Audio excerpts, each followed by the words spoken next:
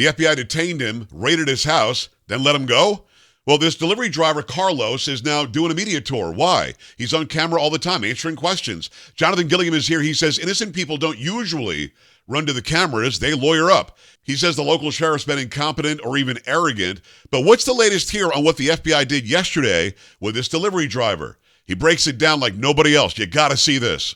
From the time the FBI got on the ground, they've been playing catch up because this sheriff, from what I'm understanding, and there's some pretty good sources out there that are reporting on this stuff, is that he's not the man for that job, and that the people that he put in place as the lead detectives have 2 or less years as detectives. Well, I want to talk about that for a second. No, you're right. I had a Sheriff Lamb on the other day, a mutual friend of ours. He said, or somebody told him, we have word that the lead investigators got maybe 2 years, and the 2 other investigators have 1 year each. So when you know that you're going in with no experience whatsoever, I mean, with your extensive experience, don't you immediately say, listen, I'm Sheriff Nanos, we can't handle this. Cash, I need some help. Because it seems like they dragged their feet on that a little bit. They left the crime scene unattended. People were using the bathroom in the crime scene. I mean, Jonathan, it's not just incompetence. There's something else going on here. Not that I think they're involved, but can it purely be called incompetence? Is this arrogance that they didn't call somebody in with more experience sooner? I think arrogance and incompetence go hand in hand a lot of the times in law enforcement. And people believe that they know more than they do. And, I went through the NYPD homicide detective school. I'm one of the few FBI agents that got to go through that. And the very first thing that I learned in that incredible course was how many people come in and destroy a crime scene. And I think that's what occurred here. So what evidence they can get, potentially they'll be able to find her, but even a defense attorney could come in and then and question that stuff. But I think the main goal is to find Nancy or recover her, right? And then and also find the person that did this. So, I think the totality of the behavior of this sheriff falls in line with all these other incompetent sheriffs and chiefs of police that we've seen over the past year with these horrendous press conferences.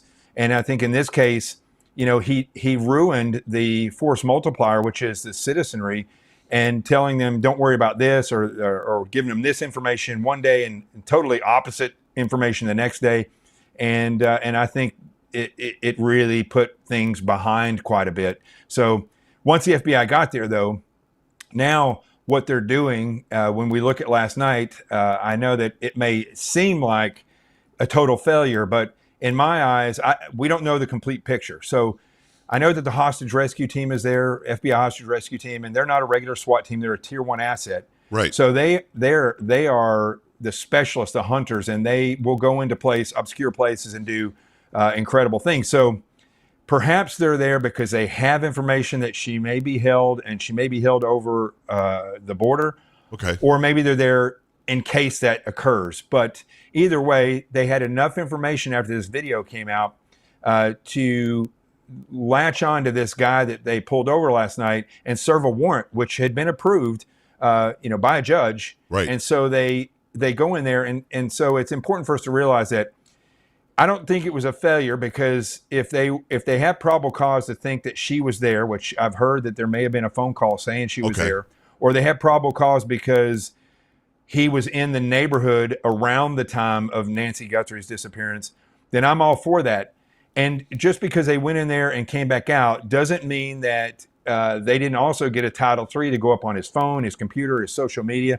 They may still be looking at this guy, because I don't care how innocent he makes himself sound. Right. He could still be a subject and could be connected to something. Well, I want to talk at length about what you just said, because I didn't think about a lot of what you just said. That's why I have you on. You're an incredible expert on this. In fact, the podcast is called The Experts. Go and check out jonathantgilliam.com and go check out his podcast anywhere. So this guy is talking to the media. He's like any camera, and he's just yapping. His name is Carlos, and he's out there just yapping. Let's talk about what you just said about technology. He's a delivery driver. He was asked by a reporter, have you delivered to that house? He goes, I don't know. Like he's not even sure if he did or didn't. I mean, I would know if this house is like the international story. So that's an odd answer to me. So you think they pulled him over because possibly there was a tip that Nancy Guthrie might be at the house or near the house or involved somehow. I thought he was pulled over on a traffic stop, and they went, wow, this is the guy on the video, and decided to detain him. Is that not what happened? Was he targeted? Have you heard that they were actually looking for him? I haven't heard any confirmation, but this is the way these things work. You know, if he pops for whatever reason, and they put surveillance on him, or they just say, let's go do a traffic stop and not let him get home. Okay. Then that's the way it'll work its way out. And they had a warrant for his home. And they had a warrant to go in. They're calling it a raid, but it really wasn't. They were serving a warrant. And this was in Rio Rico, which is about an hour away. So Jonathan, let me take you back again because, man, you know a lot. So do you think this guy is a delivery driver, may have been delivering in the neighborhood? The FBI, it's not this guy Nanos, it's not Pima County. The FBI says, hey, we've got the cell phone tower pings, and this delivery guy or this guy Carlos was in the area that day. Is that why they hone in on him, do you think? I know that we're speculating a lot, but that's what it sounded like. Yeah. I think that could be it. It could be a couple things. It could be they got a phone call from somebody once that video is out.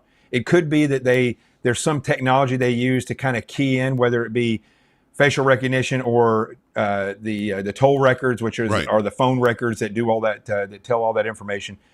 Either way, I don't think he was just pulled over and then they randomly said, oh, this must be the guy, we got to go to his house. I think they had that warrant and pulled him over having that warrant. So they have him and search the house at the same time. And, there was conflicting information coming from his mother-in-law as well, that's saying he was in there playing video game, but yet there was a car stop. So there were different things going on that I'm not clear about. But when somebody comes out there and says, I don't know anything about this murder, and so he's making himself sound, he's totally minimizing his knowledge of this. Right. But when they ask, do you work and deliver package in Tucson? He's like, oh yeah, I do that. So I mean, it could be innocent, but that's also the way people minimize their involvement in things. Well, and the people inside the house, I don't know if it was his mother or who it was, they were like, I hadn't heard about the Nancy Guthrie case. Come on. I mean, anybody in earshot or on the globe has heard about this case, but especially an hour away in the same state in Arizona. I mean, but what do you glean from that? A couple of things. He's out there yapping to the media. I find that to be very odd. And the second thing, the person inside the house saying we hadn't heard anything about it. What do you take from that? I mean, typically the people who come out and insist on being heard of their innocence are a lot of the times people who are guilty of something. Gotcha.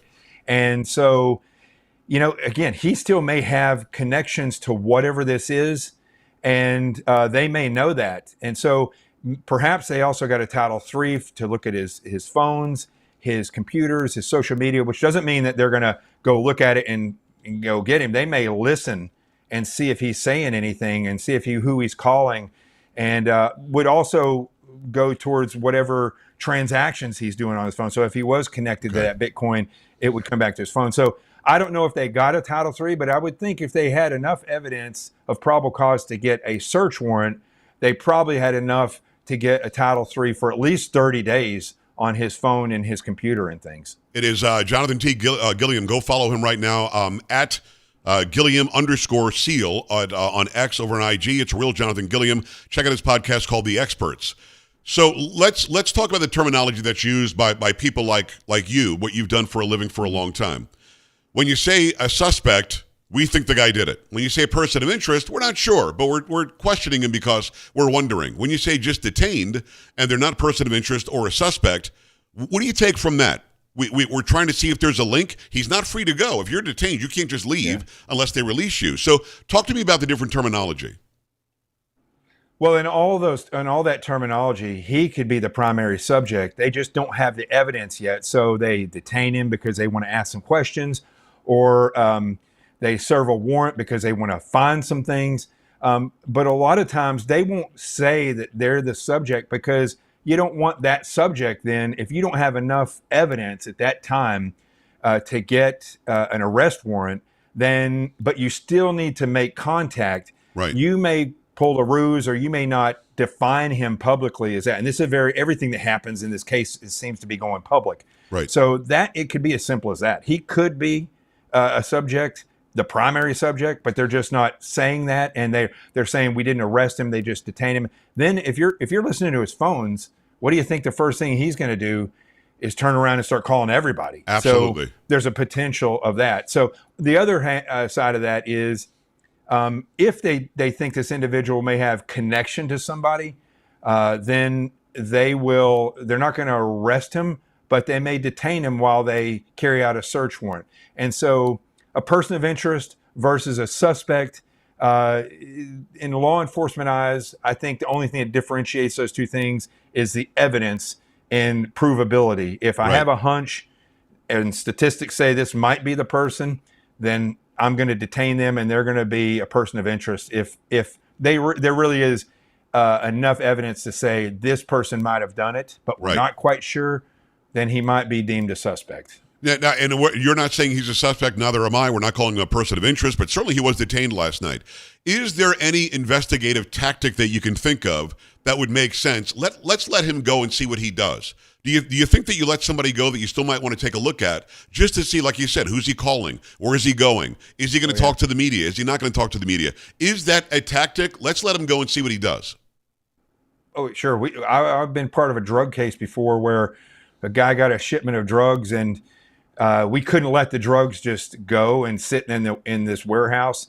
So we went in and surreptitiously took the drugs, and then we were monitoring his phone and social media, and we just let him come and discover that those drugs weren't there the next day. And of course, like all people who know a little bit of information, but they have enough education in that area to kind of come up with a theory. This guy developed 90% of a theory off of 10% of knowledge. The drugs were there, now they're gone, and they were delivered by these people. So we listened to his phone, and when he started mentioning that he had to go kill these people, then we went in and arrested him. So, but in that time span, the people that he contacted was phenomenal, and so that propelled the case forward exponentially. So that could be the case here. I'm not saying it is, but it could be the case. But I will say that the fact that these movements came quickly after that video tells me that they are collecting different types of data. Yes. And they're starting to develop some type of picture where they're starting to go on these people. And it also potentially could have been somebody who made a phone call, but I don't know if they would have been able to get a warrant just off of a phone call. Okay. I think they would have had to have a little bit of pressing evidence to go along with that. It is Jonathan T. Gilliam. Go follow him everywhere. He's the host of the Experts Podcast. Incredible information. As we're watching this unfold and as we're seeing this guy do what he does, the question that jumped in my brain last night, Jonathan, was, is there really a ransom? Are these things connected? In your investigative mind, do you feel confident that the ransom request and the crypto request is actually attached to this case? Or might it be somebody who's not attached whatsoever, trying to make a quick buck? Because we saw some activity yesterday in that wallet, and the activity was about $300. It looks like it was probably seed money from the FBI or the sheriff or somebody just to see what would happen with it. It wasn't $6 million. Are you convinced that these are one and the same people, or could they be very separate entities? So based on the knowledge that I have of what's happening, which is limited to what everybody else has, right? But having the experience that I've had before, I'm not saying it's not connected, but I will say that the way that this ransom was done does not reflect the typical way that 80 miles over the border in Mexico, right. The way that those Bitcoin, because there are Bitcoin ransoms, it's nowhere, shape, or form the way they do it. I mean, they have two-way communication. They overtly say this is the person and they're in great distress and they're going to get killed, or they try to pressure the people into making those deposits very quickly. Right. And sometimes they drag out, but there's always communication. In this case, there was no way to communicate back with them. And it started to reflect a type of scam that you would see from India or Nigeria, where people jump on things and try to scam money out of people. And that's kind of, we saw one, we know for a fact one of those scams came out of California. Yeah. And he got arrested. So this could have been a scam, and people were, well, they had pictures of her. And I mean, AI, every week I have somebody sending me a reel saying, did you see what this coyote did when he ran from a snowfall? And I'm like, that's not a real coyote. That is a, or a wolf. That's a AI. So, right. it could be AI in this day and age, and they could do, which is very alarming, but it's absolutely true. So I don't know if they're connected. I would still investigate them both as if they were. Yeah. So you kind of have two cases going at the same time. But I think there's enough evidence starting to pile in on what happened at the scene that I think that's going to outweigh potentially the ransom and the Bitcoin. Although I think the FBI has plenty of talent that can still be moving forward to eventually crack who was trying to push the Bitcoin ransom. Well, I mean, if you're trying to get a ransom, you have the commodity. The commodity is Nancy Guthrie. No sign of life whatsoever. No information whatsoever other than they might have known what clothing that she had in her closet or something. I don't know. But I mean, wouldn't the first thing to do is say, hey, here she is. She's not going to be alive if you don't give me the $6 million. They haven't done that at all. I mean, that's a sign, isn't it? I mean, I think it is. And then Monday came and went, and there was no, you blew it. You know, if we're going to give you one more chance. There was none of that, and cut and run. I mean, I think a lot of these kidnappers that actually do this in other areas are similar to book agents that you have when you write a book. Or book publishers. You know, they publish a book, and then if you don't make any money, they're on to the next one, right? So I think a lot of these people are like this. And I just heard yesterday, I can't tell you who it was, but I did hear it on one of the news networks, that there was a kidnapping that happened in Tucson in the recent past, where an individual, a male who was wealthy, was kidnapped and taken across the border and held for ransom. Now, we're being told that never happens, but apparently it did happen. Of course. Why isn't that information being shared? I can't tell you, except for sheriff is trying to make it look like it's safer where he lives than other places, which I just think that's just ridiculous. That's the case. It's Jonathan Gilliam. Go check out the Experts podcast. Where are we in the investigation right now? We have a lot of new information, a big information dump yesterday with these pictures and these videos and so on. And then we hear about the Rio Rico raid or the warrant served, this guy being pulled over. Where are we in the investigation right now, do you think? Do you feel like we're getting closer? Because as close as we all felt like we were getting last night, and I think a lot of that was perpetrated by the media getting it wrong. But as close as we felt last night, I feel even farther away today than we were yesterday. Where are we in the investigation, do you think? I think we're moving forward. And I think that is compared to where we were 3 days ago, I think we're leaps and bounds ahead. That video tells a lot, even though it doesn't tell us exactly who the guy is or exactly what they look like. It tells us a lot. Shoe size, height, gait, the way the individual was walking before they slumped down, because they're nefarious. It tells us that they were in no hurry to get into that home. And then once they got in there, because the other information that we have, we know that they stayed in there for at least 41 minutes. Right. So that opens up a whole nother avenue of, was this a robbery? Was this person just going and casing a neighborhood and came into there? Because it didn't seem like he was familiar with that camera. Right. But it kind of did seem like he was somewhat familiar with that home. So did he work on the home? There was a new roof on that house. You could see it in the pictures. Right. Was he there for that? That's how Elizabeth Smart got caught, or got kidnapped. They were working on her roof, and then the guy never came back for a paycheck, but he came back and kidnapped her. So these are all avenues that I would go down, but it's evidence, and it's building a picture of who this person is that's intelligent enough to carry this crime out, and bold enough, which tells me it's not the first time they've committed a crime. Right. Or snuck around a house at night, but stupid enough to see a camera, and instead of continuing to keep their face hid, walked right up to it and put their hand in front of it, and then went and got some shrubbery to cover up. I mean, that does not show tactical thinking. What do you make of all the stuff in his backpack? This was not an empty backpack. Like you said, if this were a robbery, you would go in with an empty sack or an empty backpack and steal stuff and then leave. Not that I know how to do that, but I would not expect that the backpack would be so full. What do you think was going on there? I mean, he could have been looking for specific things like jewelry, and that backpack could have had drills and things in it for safes. Gotcha. I don't know, but I know that he meant business, because he showed up with a weapon on the front of him. And stupidly carried, I may add, and that's another reason. Yeah, very strange how he was carrying it. Yeah. Yeah. Behavior that they're bold, behavior they're intelligent enough to think out this and walk right up there. But so weird to carry their gun like that and then to do the stuff with the brush and have the backpack full. But the backpack, I don't look at that as foolish. They may have had stuff in there that they Right. needed to either abduct Nancy or to get into things that they needed to get into. I mean, jewelry doesn't take a lot of space to steal or to pack away. So you could have had another bag inside of there. Gotcha.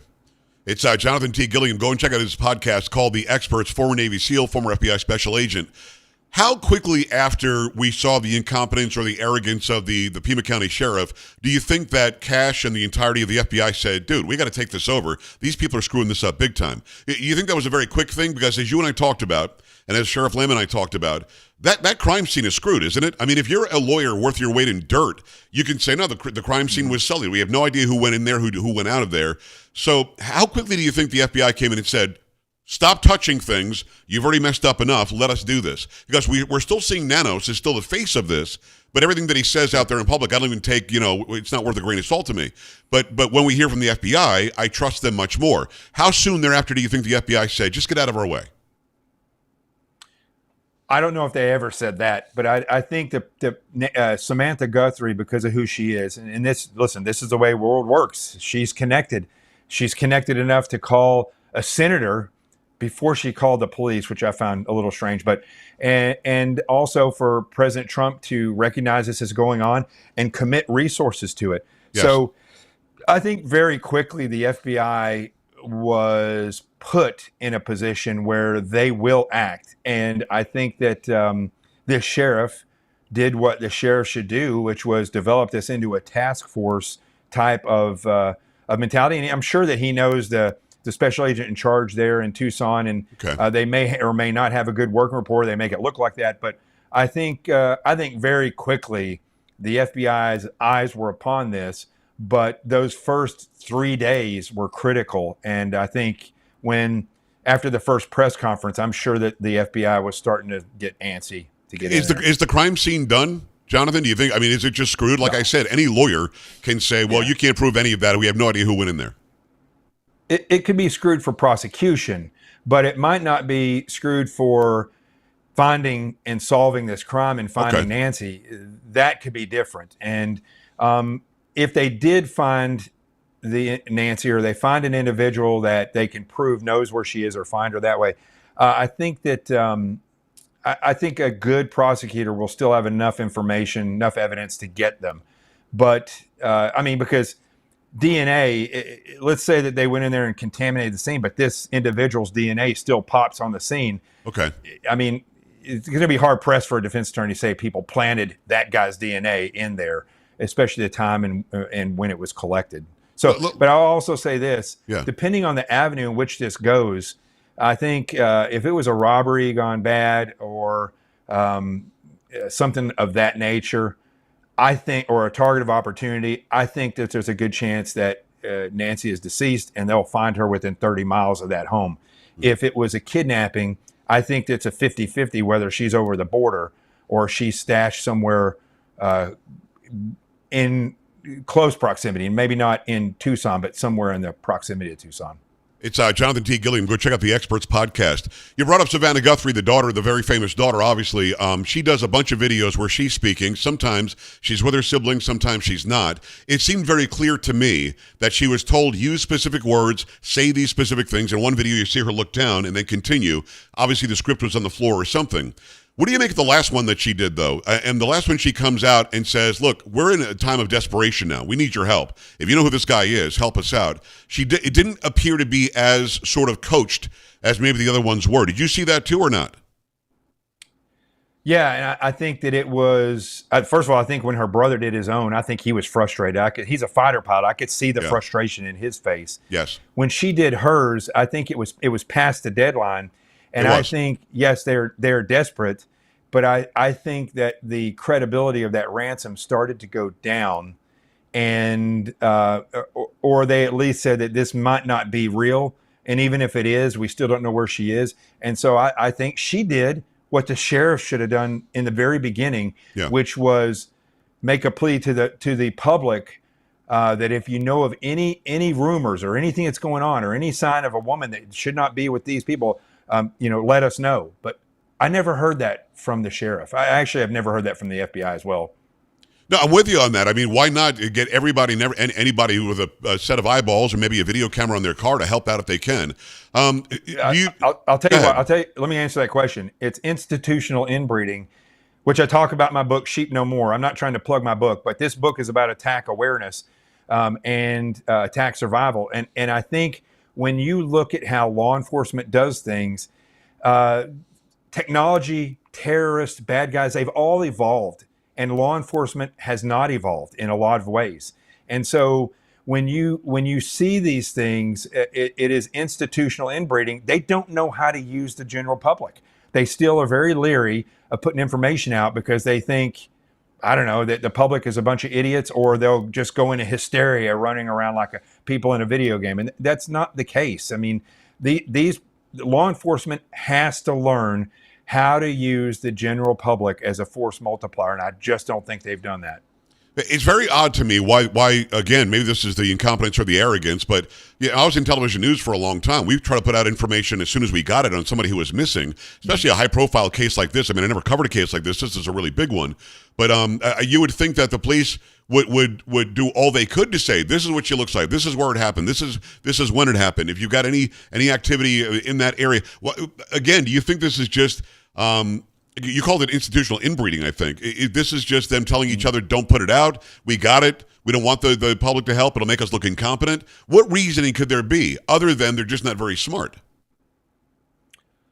I would say, I don't know what the percentage is, but a lot of it has to do with the fact that that's just not the way we do it. And so they don't entertain new ways of doing things. And, you know, people in every career field suffer from this, where this is, especially in the security law enforcement arena, is that they don't evolve in tactics. You know, having been a SEAL, we're always evolving our tactics. If there's a better way to do it, we not only learn that tactic, but we learn it better than anyone else. Whereas in law enforcement, they don't look for new tactics. And if somebody comes up with a new idea, they don't entertain it because that's not how they were trained. So it's that plus ego. And believe it or not, incompetence. I mean, over the years, police officers have been trained to a degraded level because of the politics and the people that have been pulled up to the top for DEI reasons and just because they're politicians. So I think it's kind of a totality of all those things. If I were an investigator with the FBI or with the Pima County Sheriff's Office, my ego would be stroked if I found her, if I solved it. I mean, that sure. would, my ego would do that. I'm not really sure what it is about people putting blinders on and saying, we got it, don't worry about it. You don't know as much as we do. And now here we are a week and a half later. Let me finish up with this. Because we've seen the video now, and I don't know that I certainly don't have the investigative history that you do, but I thought the guy did know the camera was there. He sort of walked to the left a little bit and tried to cover it with his hand. He's an idiot. He's not a very smart guy, in my opinion, but he didn't look unfamiliar with that entire entrance to the home, in my opinion. I don't know as much as you. That said, is there any doubt she was the target? This isn't just happenstance, right? Nobody said, hey, I'll just stop in this house and see what I can do. She was targeted, no? I say that she could be, and I'm kind of in agreement. I'm not saying he didn't know the house. Yeah. But if he did and he knew that camera was there, he didn't have a plan for when he had a plan to put his head down, but he didn't have a plan to cover up that camera. True. So that's just stupidity, I think. I'm with you. Either way, it's bad. But it could be that she was a target. Absolutely. But it could also be that he knew that house and he was going to go in there and get some stuff. And he thought he was smart enough to sneak around without getting caught. If he was going there to kidnap her, then I'll put more weight on the fact that there's probably other people involved. But I've seen people, who have years and years in law enforcement go on all these network shows and argue the fact that absolutely it's a crew. Right. And I don't see any evidence of a crew, so I can't make that claim, but it could be. So I would say, Joe, it could have been that she was targeted. It could have been that her home and her valuables were targeted. And either way, a good law enforcement officer is going to look at the statistics of either of those cases, and they're going to work with the evidence, the statistics, and these avenues of a possible approach, and they're going to look at all of them. They're not going to say, oh, we know it was a crew. We know she was targeted. They're going to look at all these things, and eventually one of those if the evidence is right, they will find out, where she is or who took her. But I want to point one thing out, Joe. Yeah, You've please. got to do a show on this later. There is, and this is a sidebar to this case. This camera, they did not subscribe to the Nest camera, which Nest is owned by Google. Right. But I'm sure it's the same thing with Ring cameras. These cameras are still recording even if you don't subscribe to it, and that information is being stored.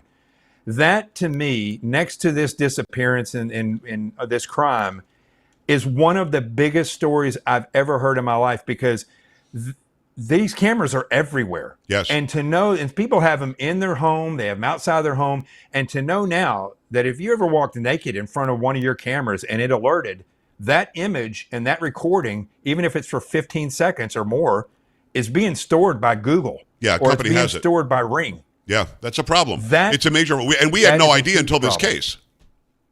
That's correct. And so I think I thank Google for helping out, but I think they just opened up a Pandora's box. And if people want to go after this, this is going to be a huge thing to go after. It's Well, very let's do that alarming show. to me. Let's do that show. I definitely want to have you back. It's Jonathan T. Gilliam. Go check out his podcast, The Experts.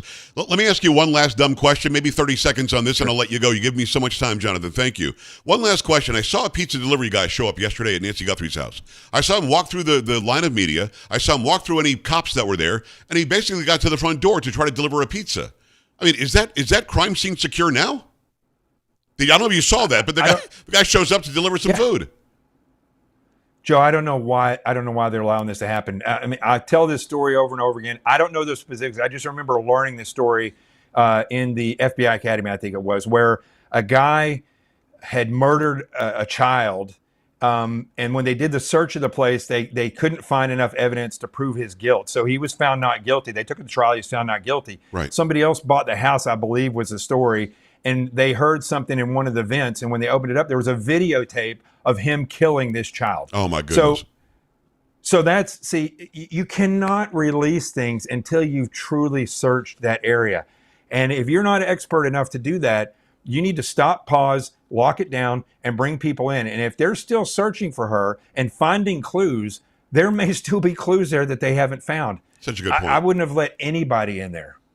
Jonathan Gilliam, go and check him out. It's @JGilliam_seal over on X, Real Jonathan Gilliam over on IG. Check out the Experts podcast, and Sheep No More is the name of the book, right? Sheep No More. That's correct. Jonathan, thanks a million. We got to do this again very soon. I really appreciate all the knowledge. Joe, you're a voice that nobody can miss, and it's great to actually have finally been on this show with you, so I appreciate it. Well, we'll do it again very soon, my man. I appreciate you. That's it for Unshaken and Unafraid with Joe Pags. Make sure you subscribe. We'll have another one drop very soon.